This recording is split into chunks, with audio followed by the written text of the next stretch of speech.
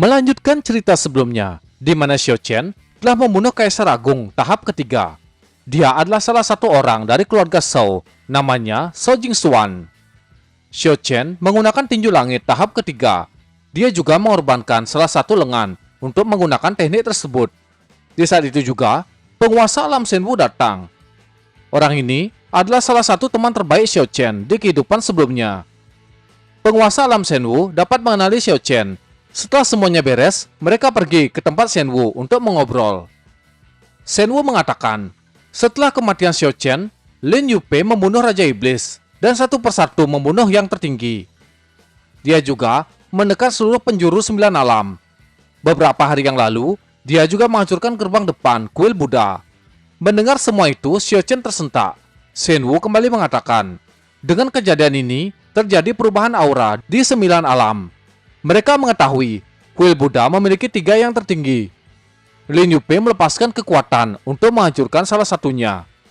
Xiao Chen mengambil secangkir minuman, kemudian meneguknya.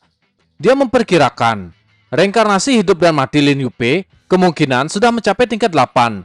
Takutnya, saat ini dia sudah menembus tingkat 9. Shenwu menghela napas. Dia tidak tahu apa yang dipikirkan Lin Yupei. Apakah dia tidak takut kemarahan dari bumi dan langit? Ketika dia melakukan pembantaian kultivator yang tertinggi, Xiao Chen menanyakan, apakah terjadi sesuatu pada Shen Jian dan Yudi? Shenwu terkejut mendengar dua nama tersebut, kemudian mengatakan, setelah kematian Xiao Chen, mereka berdua adalah bantuan pertama Lin Yupei. Kemudian mereka menghilang tanpa jejak. Tidak ada yang tahu keberadaan mereka.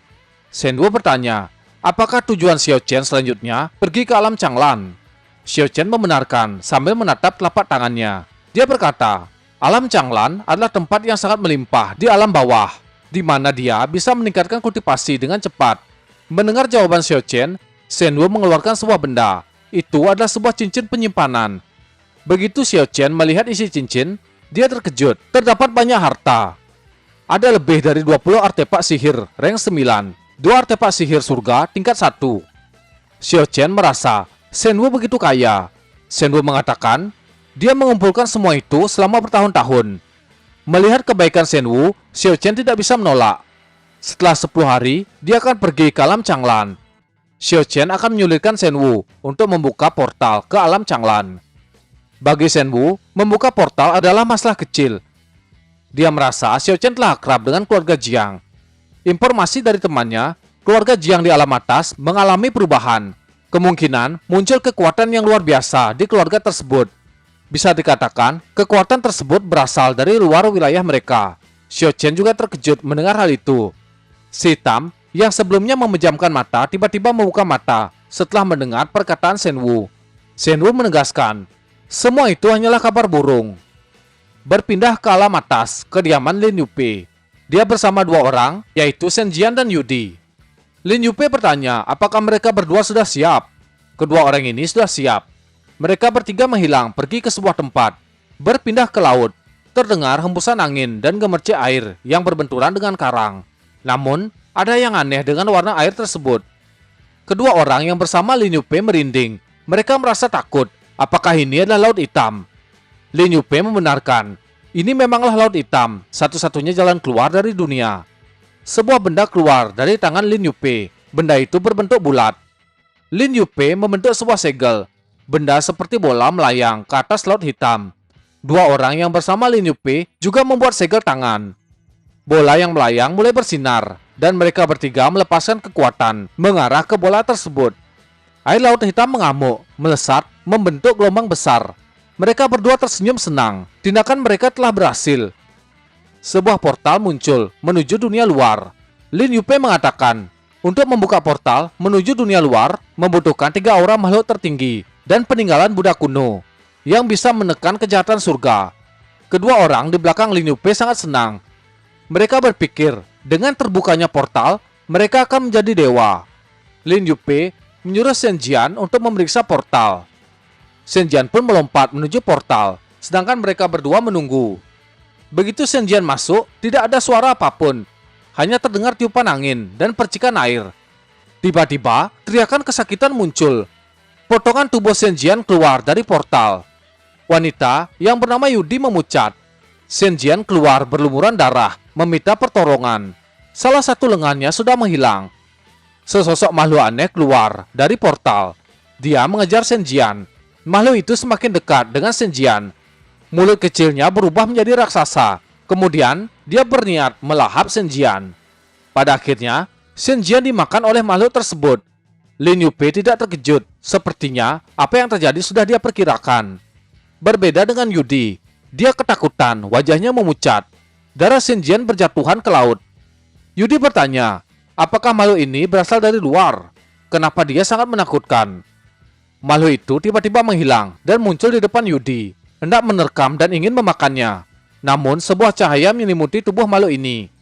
Itu adalah teknik yang digunakan oleh Lin Yupei. Dia menatap Yudi, mengatakan Yudi tidak boleh mati saat ini. Kemudian Lin Yupei menebas makhluk itu. Makhluk itu dikalahkan, kemudian diinjak. Lin Yupei berkata, inikah makhluk dari dunia luar? Makhluk ini kuat dan sangat cepat dalam membunuh Shen Jian. Dia berpikir, kekuatan makhluk ini sudah di luar perkiraan. Yudi tidak terima. Dia merasa Lin Yupei selalu mempermainkan mereka. Lin Yupei membenarkan. Yudi kembali bertanya, jika Lin Yupei mempermainkan mereka, kenapa dia selalu bersama mereka berdua? Lin Yupei bertanya, apakah menurut Yudi, dia rela membunuh saudaranya hanya untuk kekuatan 9 alam? Yudi gemetar. Dia mempertanyakan apa yang diinginkan Lin Yupei. Lin Yupei tidak bisa menjelaskan apa yang dia mau. Tapi dalam 10 tahun, dia yakin Yudi akan mengerti. Tapi sebelum itu, Lin Yupei berhenti berbicara. Sebuah serangan dilepaskan mengarah ke Yudi. Serangan itu mengenai tubuhnya yang membuat Yudi memuntahkan seteguk darah dan memegang dadanya. Lin Yupei telah melumpuhkan basis kultivasinya, tapi dia tidak akan membunuh Yudi karena Yudi masih berguna. Hidup Yudi akan diambil secara langsung oleh Xiao Chen. Tubuh Yudi gemetar mendengar nama Xiao Chen. Sebuah menara emas dikeluarkan oleh Lin Yupei. Wanita itu dihisap ke dalam menara. Begitu juga dengan makhluk asing. Mereka ditahan dalam menara, namun lokasi mereka dipisahkan. Yudi ditaruh di lantai pertama, sedangkan makhluk asing ditaruh di lantai 2. Lin Yupei melihat ke portal, kemudian dia melesat masuk. Kembali ke King Yumen. Dua tetua memberikan tatapan jahat. Mereka menatap Duan Xiliang, namun Duan Xiliang memberikan sebuah tendangan ke wajah dua tetua, kemudian tertawa. Sebelumnya, dua tetua ini sangat bersemangat untuk menghancurkan King Yumen, tapi sekarang tidak berdaya. Ternyata, sekutu Xiao Chen sudah tiba. Mereka semua memukul orang-orang aliansi keluarga Shao. Para murid disuruh membawa semua tahanan. Penatua gila memberikan selamat kepada Duan Xiliang karena dia telah berhasil menyatukan seluruh alam Shenwu. Duan Xiliang bersikap tenang. Dalam hati dia sangat senang dan merasa bangga. King Yumen akan menjadi yang terkuat di alam Shenwu. Berpindah ke alam atas keluarga Jiang. 3 murid dan 1 master. Mereka berkumpul. 2 di antara mereka adalah Jiang Wuxian dan Jiang Daogu. Jiang Wuxian tidak percaya bahwa kakak seniornya yaitu Daogu telah gagal membunuh Xiao Chen. Dengan santai, Daogu mengatakan Xiao Chen begitu kuat. Master Xiao Chen menghentikan perdebatan mereka. Dia juga mengatakan Xiao Chen telah berhasil mengalahkan Shao Jingxuan yang membuat King Yumen dapat menyatukan alam Shenwu.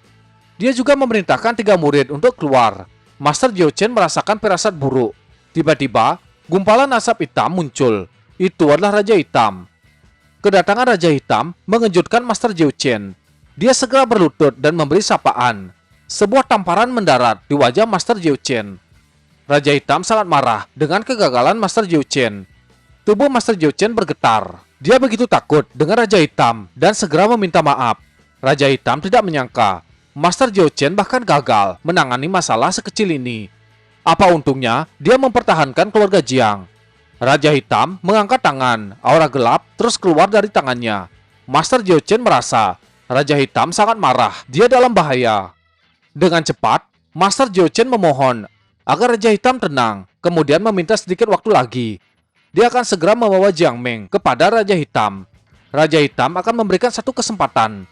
Sekali lagi, dia mengingatkan, Jiang Meng sangat penting baginya, jadi dia harus cepat. Setelah mengucapkan hal itu, Raja Hitam pergi, dan Master Xiao Chen langsung mengusap keringat di wajahnya. Dia menatap ke langit dan berpikir, apa yang harus dia lakukan? Sebuah pemikiran melintas. Bagaimana kalau Xiao Chen tidak ada di alam Shenwu? Sebuah niat jahat muncul di pikirannya. Berpindah ke aula King Yumen. Di sana ada Xiao Chen bersama dengan para sekutunya. Xiao Chen mengatakan, besok dia akan pergi meninggalkan alam Shenwu. Sekarang, gerbang Kinggumen sudah sangat kuat dan juga tidak terkalahkan di alam Shenwu. Tetapi, berada di sini tidak akan bagus untuk Xiao Chen. Penatua gila ingin mengikuti Xiao Chen, namun Xiao Chen menolak. Basis kultivasinya sangat lemah, jadi penatua gila harus tetap berada di alam Shenwu untuk berlatih. Setelah Xiao Chen pergi, mereka semua harus menjaga gerbang Kinggumen. Xiao Chen menatap Wang Chaoyang, kemudian bertanya, bagaimana dengan tugas yang diberikan Xiao Chen? Wang Chaoyang mengatakan, pencarian budak yang tidak berdosa dan berbakat sudah hampir selesai. Mendengar hal itu, Xiao Chen merasa senang. Dia menyuruh Wang Chaoyang mengirim orang-orang itu ke seluruh penjuru alam Shenwu untuk memperluas jaringan informasi. Setelah mengatakan semua itu, Xiao Chen pergi. Dia berniat menemui Jiang Meng. Berpindah ke sebuah ruangan. Di sana sudah ada Xiao Chen bersama dengan Jiang Meng. Xiao Chen mengatakan dia akan pergi dari alam Shenwu. Namun Jiang Meng yang sangat pengertian, dia juga berpikir bagaimana seekor naga bisa tetap berada di air yang keruh. Jadi dia berharap Xiao Chen akan menjadi yang terbaik di surga. Mereka berdua saling bermesraan sambil mengucapkan perpisahan. 10 hari kemudian, berpindah ke sebuah tempat. Di sana sangat ramai. Orang-orang menyapa satu sama lain. Kinggumen telah menghukum keluarga Shao, keluarga Wang, dan keluarga Han. Beberapa keluarga besar di alam Shenwu telah dipersatukan. Tetua Kinggumen dianggap sebagai dewa. Di tempat lain, Li Xingyun sedang berlatih melawan beberapa binatang buas. Dia berlatih sangat keras dan sangat berterima kasih karena telah diberikan seni rahasia penembahan tubuh primordial. Berpindah ke sebuah tempat, mereka berjalan ke sebuah jurang yang dipimpin oleh Shenwu. Dia tidak menyangka Xiao Chen akan membawa beberapa orang pergi ke alam Changlan. Kemudian menghela napas. Jumlah ini terlalu banyak dan akan memakan beberapa tahun kultivasi dan energi. Xiao Chen tidak mempedulikan. Shenwu mulai membuka gerbang. Sebuah cahaya ditembakkan dan memunculkan sebuah gerbang. Shou tua terkejut. Dia belum pernah keluar dari alam Shenwu dan ingin tahu bagaimana alam Changlan. Begitu juga dengan yang lainnya. Shenwu menjelaskan, alam Changlan adalah alam yang terkuat setelah alam Shenwu. Walaupun tidak sebanding dengan 3 alam atas, tapi di sana banyak kultivator yang lebih tinggi. Mereka akan tahu kalau mereka sudah masuk. Raja Kera menanyakan, apakah semuanya sudah diatur di alam Shenwu? Xiao Chen mengatakan, jika keluarga Jiang mengetahui Xiao Chen meninggalkan alam Shenwu, mereka pasti akan mengirim orang untuk datang. Tapi Xiao Chen sudah menyiapkan hadiah besar untuk mereka. Karena portal sudah siap, Shenwu menyuruh mereka semua segera masuk. Dia tidak akan bisa mempertahankan portal lebih lama lagi. Xiao Chen dan kelompoknya mengucapkan terima kasih kepada Shenwu. Kemudian mereka semua berjalan masuk ke dalam portal. Shenwu mendoakan agar mereka semua selamat. Berpindah ke alam Changlan. Mereka tiba di sebuah tempat yang dipenuhi salju dan udara dingin. Kelompok Xiao Chen gemetar merasakan dingin. Xiao Chen mengeluh, kenapa Shenwu tidak memindahkan mereka ke tempat yang lebih bagus. Mereka semua masih terus berjalan. Si hitam dapat merasakan aura di alam Changlan sangat melimpah dan nyaman. Mendengar perkataan si hitam, dengan cepat Xiao Chen memegang si hitam, kemudian melingkarkannya di leher, agar Xiao Chen lebih hangat. Ketika berjalan, mereka melihat banyak darah, dan berpikir, apakah telah terjadi pembunuhan massal? Sampai-sampai ada begitu banyak darah. Mereka bergegas menuju sumber. Berpindah ke sebuah kota. Banyak makhluk yang ada di sana telah dibantai. Namun mereka bukanlah manusia. Mereka seperti seekor kucing. Semua kucing ditebas oleh seseorang. Seorang pria menyuruh kelompoknya lebih cepat untuk membantai klan kucing. Setelah semua ini selesai, mereka akan pergi untuk minum wine. Klan kucing terus dibantai. Saat ini kelompok Xiao Chen telah tiba. Mereka berjalan melewati banyak mayat dari klan kucing. Qimei tidak menyangka akan melihat hal sekejam ini. Beastmaster juga sangat marah. Xiao Chen menyuruh semua orang mengendalikan emosi. Kejadian seperti ini sangatlah normal. Kelompok Xiao Chen bertemu dengan para pembantai. Mereka mengira kelompok Xiao Chen adalah bagian dari pemburu lain.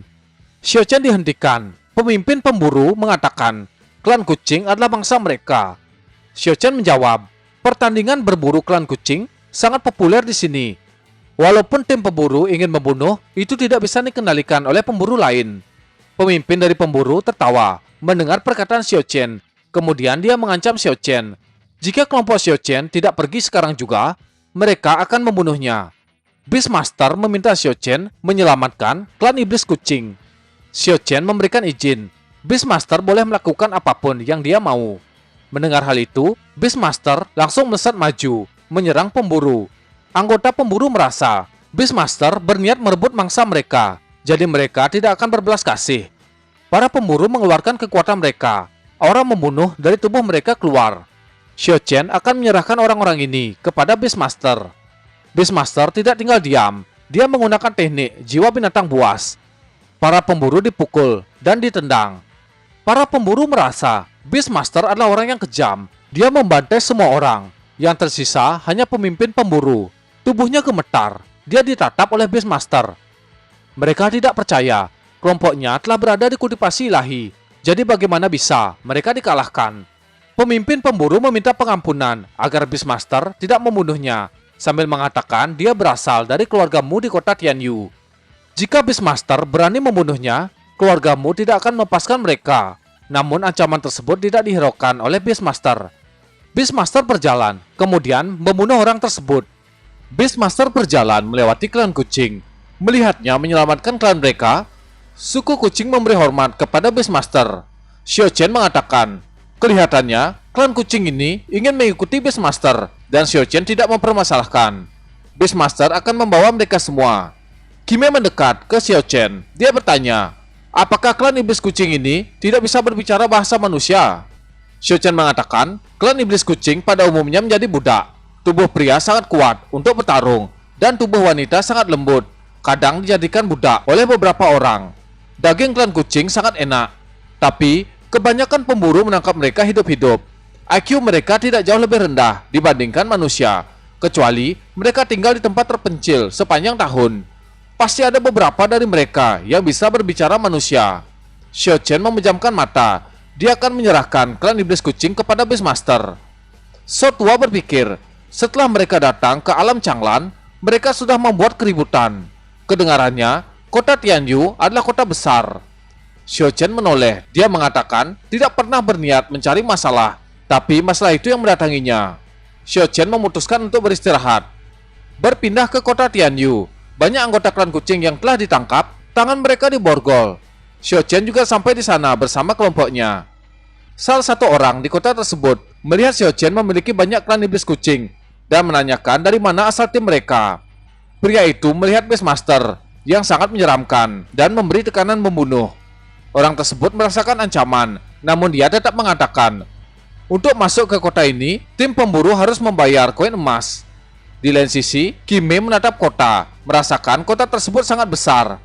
Tiba-tiba, seseorang berteriak, mengatakan, Yang Muliamu telah datang, membawa ratusan klan iblis kucing. Dia pantas menjadi pemburu terkuat di kota ini. Sesosok pria muncul. Orang ini adalah Yang Muliamu. Di belakangnya ada beberapa klan iblis kucing yang ditangkap. Seseorang juga mendengar, seseorang dari keluargamu juga telah membentuk tim pemburu. Seharusnya dia telah kembali. Pria yang bersama Xiao Chen menanyakan, apakah Xiao Chen juga pemburu? Jika benar, dia harus segera pergi. Jika tidak, Xiao Chen akan dalam masalah. Benar saja, Yang Muliamu menunjuk ke arah Xiao Chen, berniat membeli klan iblis kucing yang ditangkap oleh Xiao Chen. Namun Xiao Chen tidak peduli, dia berjalan melewati Yang Muliamu.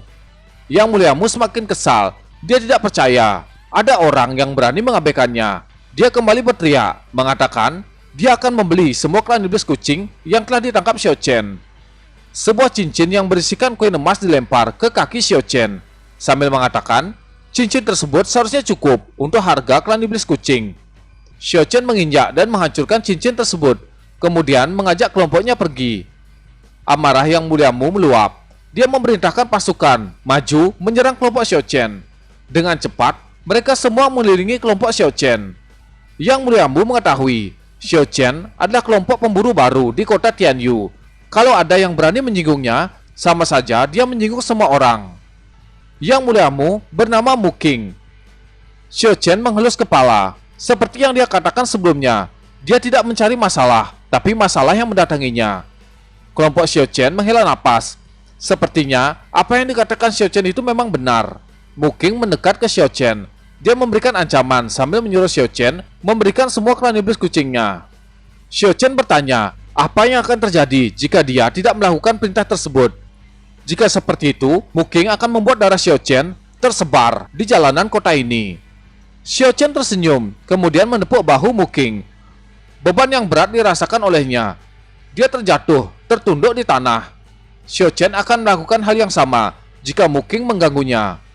Sebuah tendangan mendarat di wajah Muking. Dia terpental, terjungkal ke belakang. Melihat bos mereka dipermalukan seperti itu, anak buah Muking bergegas mendekat, namun segera dihentikan oleh Muking. Dia tidak menyangka orang yang dia provokasi sangat kuat, namun Muking berpikir musuhnya pantas mati di tangannya. Sebuah pisau dikeluarkan. Pisau tersebut ditebas ke tubuh Xiao Chen. Tanpa diduga, begitu pisau dihayunkan, pisau langsung menghilang. Tanpa diketahui, pisau itu sudah diambil oleh Xiao Chen dan diberikan kepada Kimi. Muking sangat terkejut. Entah bagaimana caranya pisau itu diambil. Xiao Chen mendekat ke Muking. Dengan wajah suram dia mengucapkan terima kasih. Beastmaster merasa Xiao Chen tidak seperti dirinya yang biasa. Xiao Chen mengatakan, sejak mereka tiba di kota ini, ada tingkat Kaisar Agung yang terus memperhatikan mereka. Seketika, Beastmaster langsung panik. Xiao Chen kembali menjelaskan, dari napas yang dia rasakan, orang ini memiliki napas yang sama dengan Muking. Takutnya dia adalah master dari keluargamu. Walaupun master ini sedikit lebih lemah, tapi dia masihlah seorang Kaisar Agung dan tidak bisa langsung dibunuh. Beastmaster terkejut mendengar perkataan Xiao Chen yang ingin membunuh seorang Kaisar Agung. Kelompok Xiao Chen kembali berjalan. Di lain sisi, Muking terdiam, pikirannya melayang. Salah satu bawahannya menyapa, yang membuat Muking terkejut. Muking memerintahkan untuk mengintai Xiao Chen dan memotong seluruh tubuhnya. Dia juga berpikir, senjata yang sebelumnya diambil oleh Xiao Chen akan diambil kembali. Dia tidak terima, amarahnya masih meluap-luap menyaksikan kepergian Xiao Chen.